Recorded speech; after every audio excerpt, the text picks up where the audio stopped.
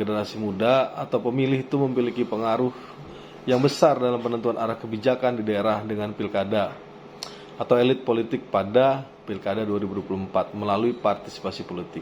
Nah, dalam partisipasi politik yang diperlukan bukan hanya menitik beratkan pada jumlah kuantitas pemilih, melainkan juga kualitas pemahaman pemilih.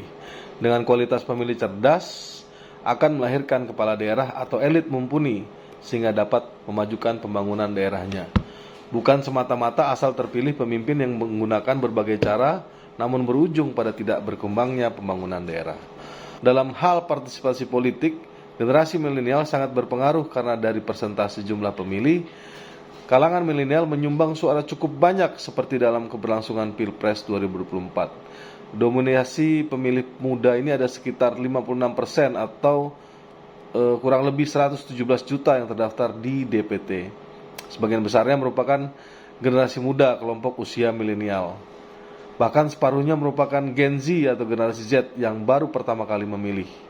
Melalui peran generasi milenial sebagai pemilih yang memiliki sumbangsi terhadap suara hasil pemilihan cukup besar, maka posisi generasi milenial menjadi sangat strategis. Tidak hanya dalam hal memilih, pengawalan setiap tahapan pilkada juga membutuhkan peran aktif generasi muda.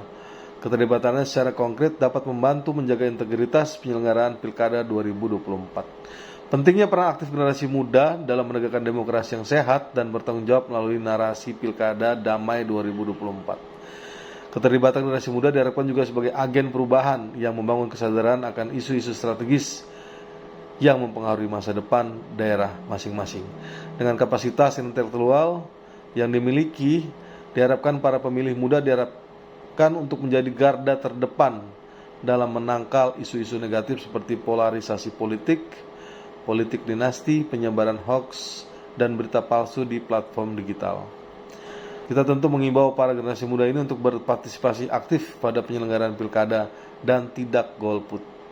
Para pemilih muda dapat dikatakan sebagai swing voters, yaitu pemilih yang belum menetapkan akan memilih pasangan calon atau partai tertentu.